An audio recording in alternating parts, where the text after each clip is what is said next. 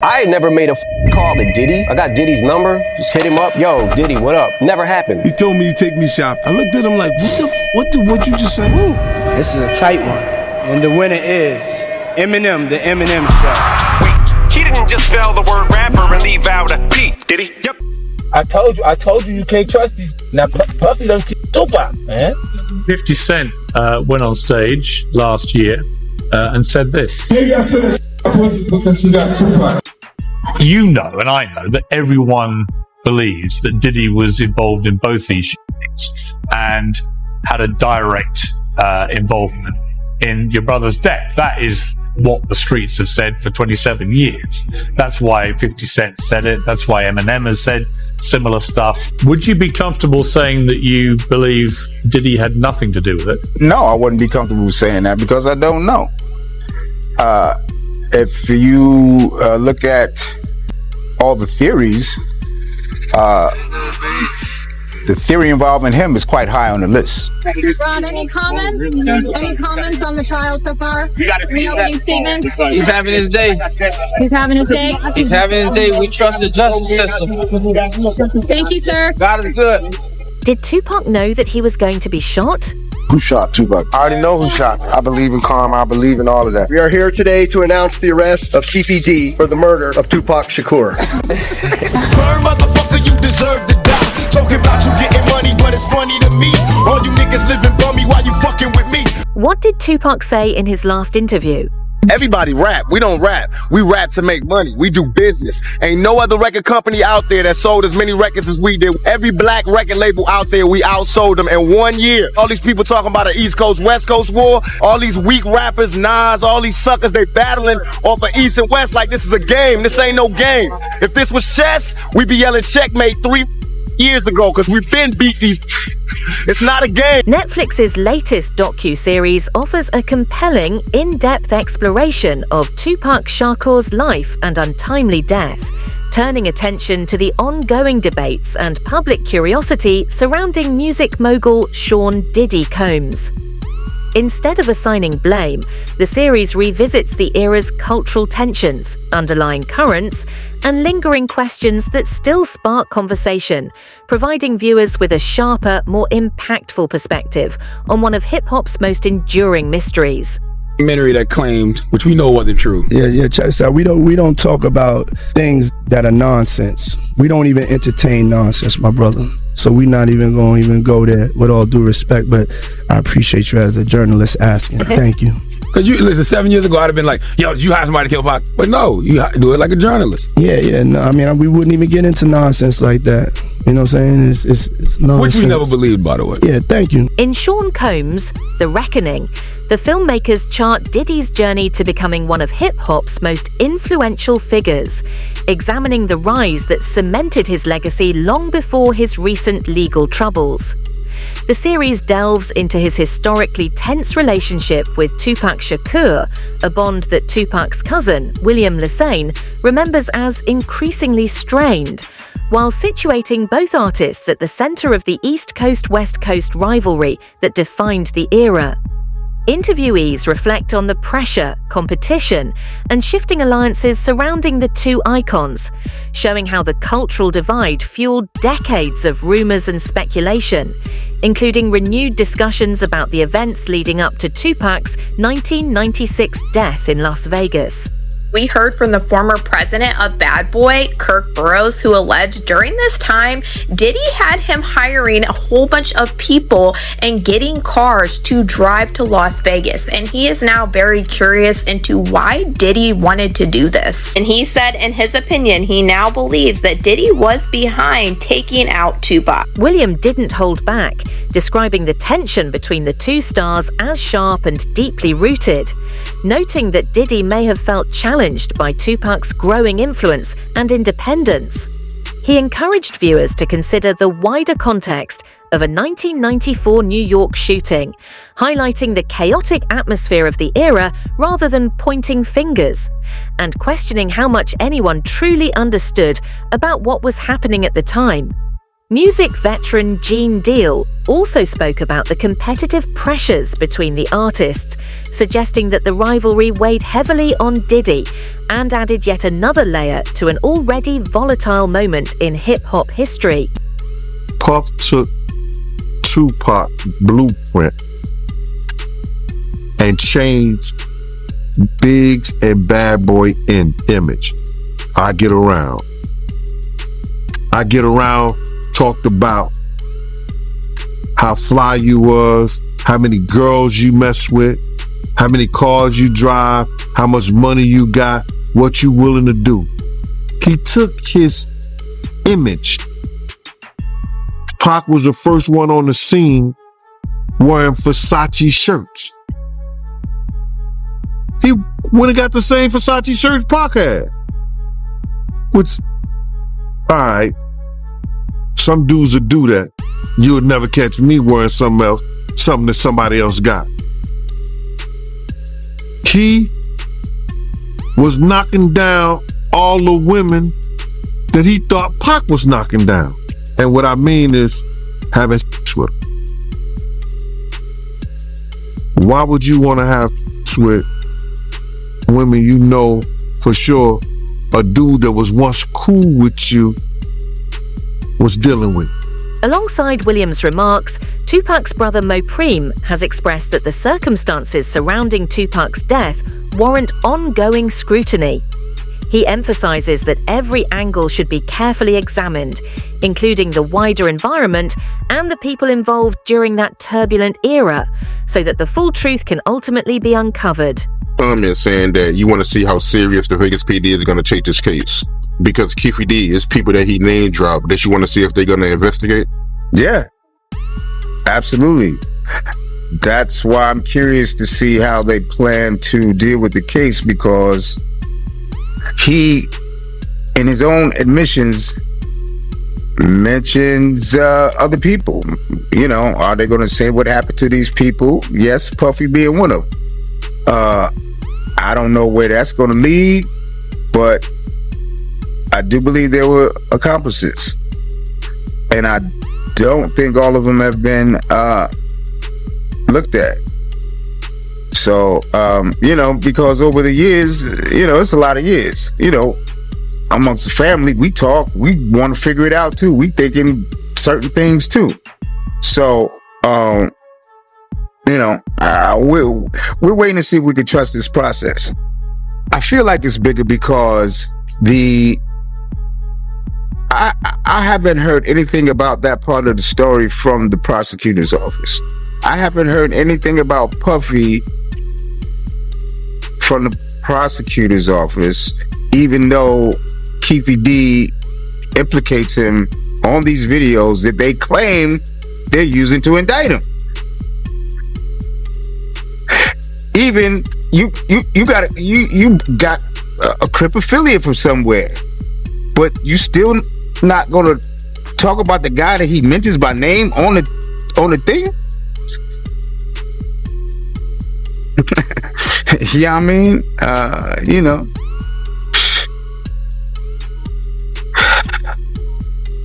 it's exhausting.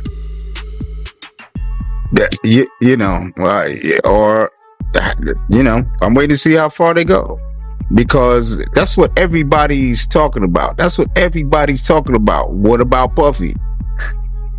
You know, so it would be weird that the prosecutor's office wouldn't know and address it. That's why I don't know whether to trust this shit or not. You know? Mopreme later revealed that in Tupac's final moments, his brother seemed to be trying to say something important, a detail that has stayed with him ever since and continues to drive his determination to uncover the truth about what really happened. Tupac condition, because you got so many conflicting stories, right? You got some people that say that, you know, Tupac was moving in the hospital, he was, you know, talking in the hospital, but you being there, from your point of view, how was Tupac condition?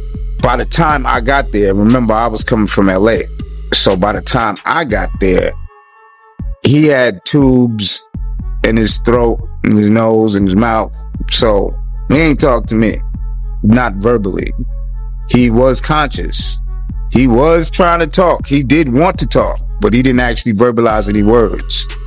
I always, you know, that's gonna be one of the biggest mysteries in my life, because he was trying to tell me something. He was trying so hard.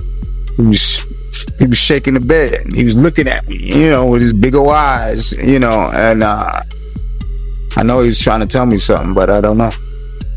Something else I want to ask you, because I think it would be appropriate before we get off the Vegas thing, last thing, because I know I did an interview with Napoleon, and they all gave me their reasons why Afeni pulled the plug because of his condition, but I mean, it would be more appropriate since you was his brother. Afeni, her decision to pull the plug on him, from your point of view, what made her pull the plug, respectfully? Because he had already flatlined a couple of times. And she didn't want him to keep going through that. I think it was like twice before she, you know, let him go. And that's reasonable. You know what I mean? When I was, you know, when I found out, you know, I could live with it more, you know. Kirk Burroughs, a former top executive at Bad Boy, later reflected that the tension between Tupac and Diddy may have influenced the chaos of that era more than he realized at the time. William shared a similar perspective, explaining how the dynamic between the two artists grew increasingly strained as Diddy propelled Biggie's rapid rise while Tupac pursued his own path. From William's point of view, Diddy had hoped for deeper creative collaboration with Tupac, but their ambitions were heading in different directions, fostering a competitive atmosphere that only heightened the surrounding tension. This charged environment culminated in Tupac's 1994 trip to Quad Studios, where he was suddenly attacked and seriously injured, an incident that has become one of hip-hop's most analyzed turning points. Although Diddy, Biggie, and others were reportedly in the building, authorities never linked them to the assault. Still, Tupac's later reflections on his doubts and feelings have continued to fuel debate, interpretation, and enduring controversy among fans and insiders. Think Puffy was involved in the shooting? Only they can answer that question. I have my own opinion, but I wouldn't slander their name like they did mine. I wouldn't say things that I knew, you know what I mean? I believe so. I do believe so. I have proved things that I could say that will back up my claim, but this is not for the world to know about. You know what I mean? It's between me and him, and only he knows. So every time he say it didn't happen, or that's the only thing that makes this become an issue to everybody. Because you seen what I said in the Vibe article. I basically bowed out and was gonna go ahead about my life. The next issue, that wasn't even the next issue, because them cowards waited about 4 issues before they got their story together. 4 issues later, half of New Yorkers commenting on me getting shot. And before, they was all like, we didn't see nothing. In the first issue, we did, Vibe viewers. Nobody seen shit.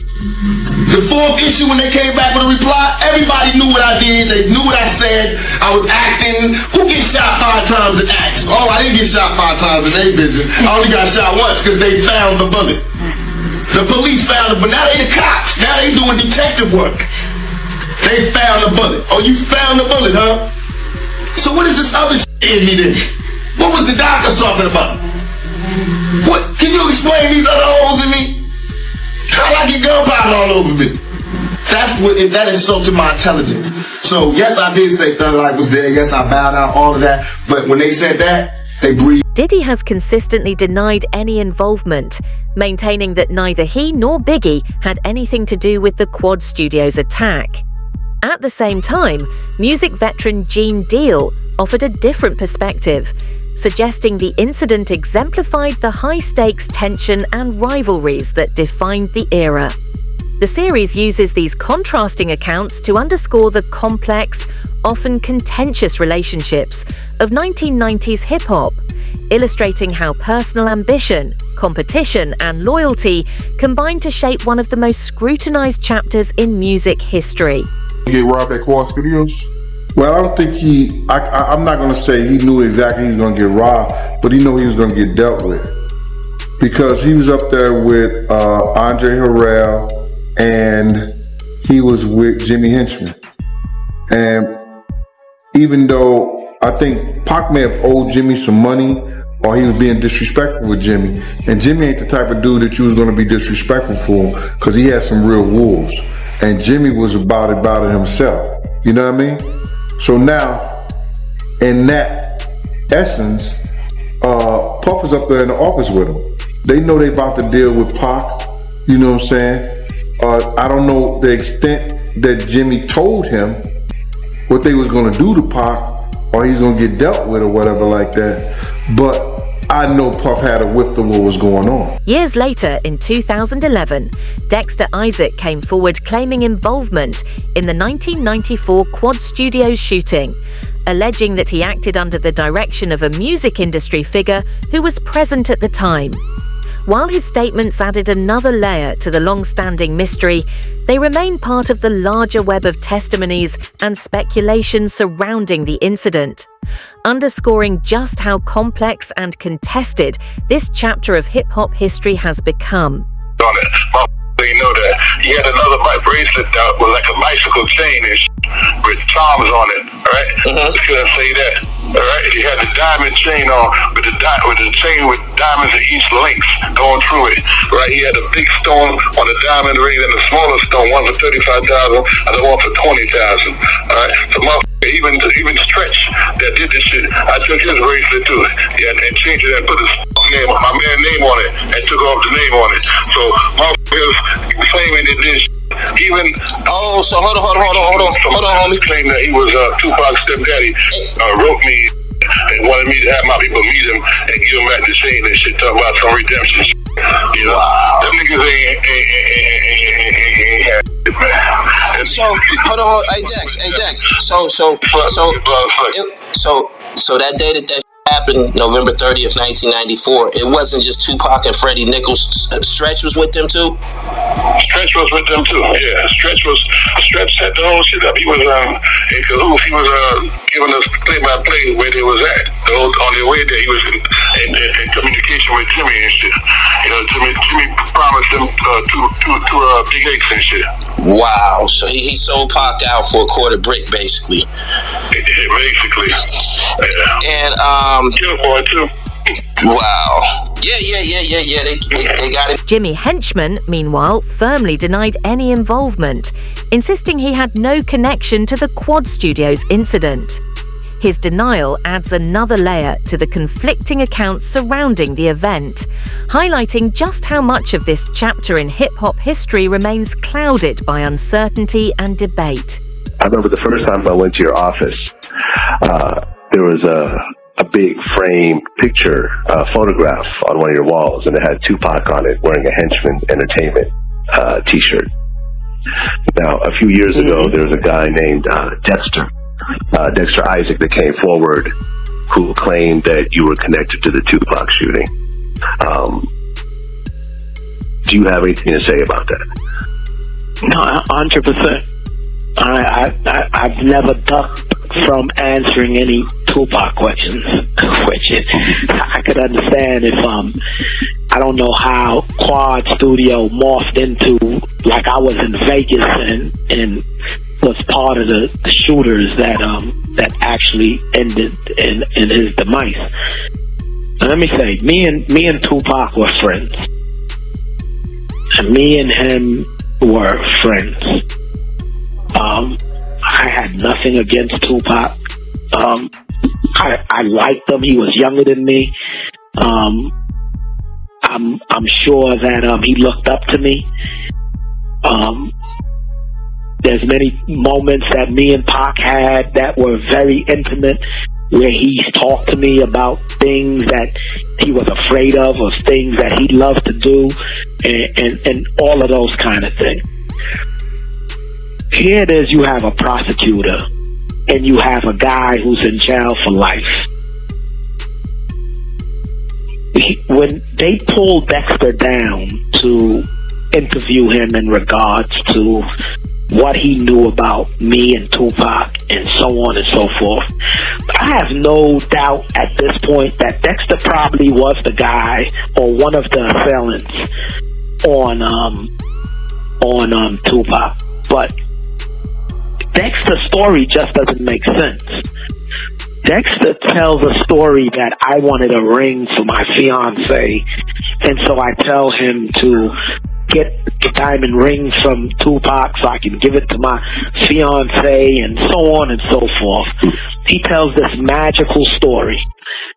The only person that can believe such a story is Todd Kaminsky, who was the prosecutor who was trying to make something out of nothing.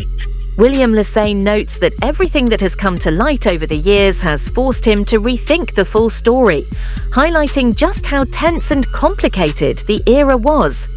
The East Coast-West Coast rivalry only escalated, with music and public statements fueling the conflict.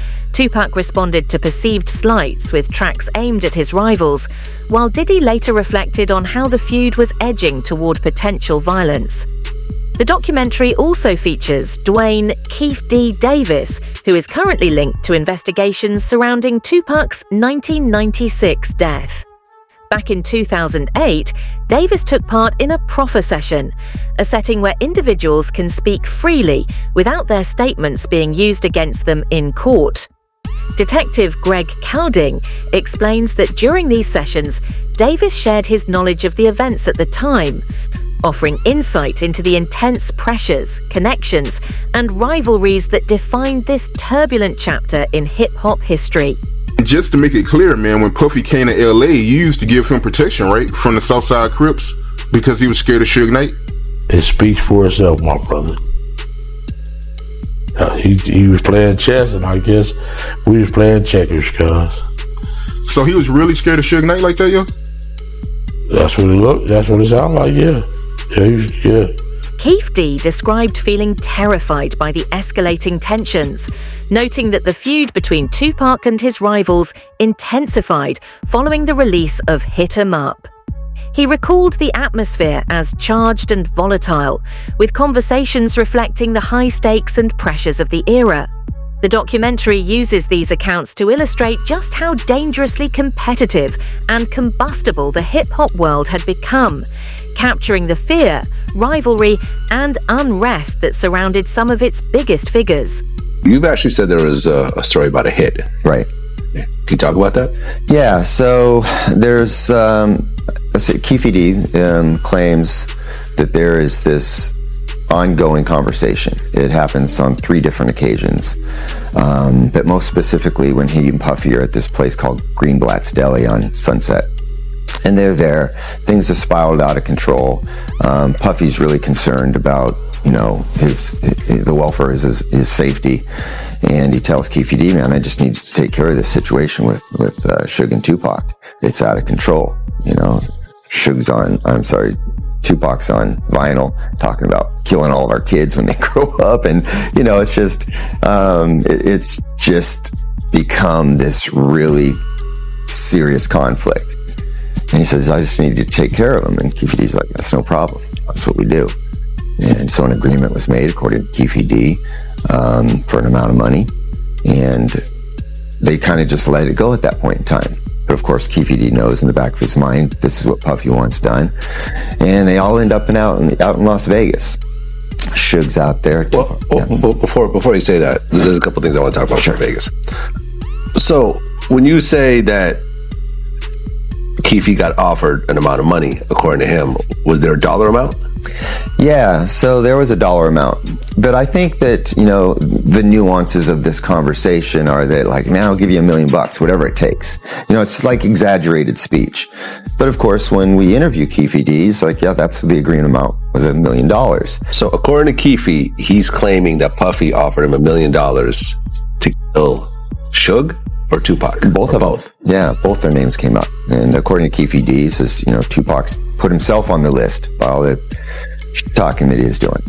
But it was really about Suge, because it was Suge's muscle that Puffy was afraid of. Beyond the controversies surrounding Tupac, Diddy has long been at the center of speculation and rumors tied to other high-profile events in hip-hop, highlighting the intense scrutiny and fascination that have followed him throughout his career. The documentary examines how these swirling stories, whether true or not, helped shape the era's atmosphere of tension, competition, and intrigue. alleged that Diddy paid him $1 million to try to take out Tupac and Suge Knight. Investigators early on already zeroed in on Keefy D because he is the uncle of Orlando Anderson, who was the main suspect in Tupac's unaliving. During this time, they believed that Keefy D was also in Vegas, and this is things that we have heard him say over the years in his multiple interviews, and one reason why he's on trial for the unaliving of Tupac. But then investigators really started to get curious when they found out that Keefy D was at the Peterson Museum the night that Biggie was unalived. Back in 1997, at the height of this investigation, police actually raided Keefy D's house for gang activity, and they seized one of the vehicles that were at his house because it matched the Chevy Impala description of the person who drove away after Biggie was unalived. Keefy D was a shot caller for the Southside Crips and the uncle of Orlando Anderson. It was determined that Keefy D had been in Las Vegas along with his nephew Orlando the night Tupac was shot. Additionally, Keefy D's name had come up in the original Biggie investigation when it was discovered that he was at the party at the Peterson and he had access to a Chevy Impala. After Tupac was shot, there was rumors on the street that Bad Boy Records owed the Southside Crips $1 million. After seizing Keefy D's vehicle and raiding his house for gang activity, this is when investigators would first try to question Keefy D if he had any involvement in Biggie's unaliving. And at this point in time, he really didn't talk, and he told them that they were barking up the wrong tree. Kirk Burroughs recalled the unusual circumstances on the night Tupac was shot, including the group's separate travel plans to the Mike Tyson fight, which added another layer to an already chaotic evening. The series also explores Keef D's recollections of the events that followed, while emphasizing that Diddy has consistently denied any involvement and was never considered a suspect by Las Vegas authorities. Beyond the facts of that night, the documentary delves into the deep tensions and rivalries that shaped Tupac and Diddy's relationship, capturing the mix of ambition, conflict, and scrutiny that kept the hip-hop world on edge and continues to fuel debate decades later.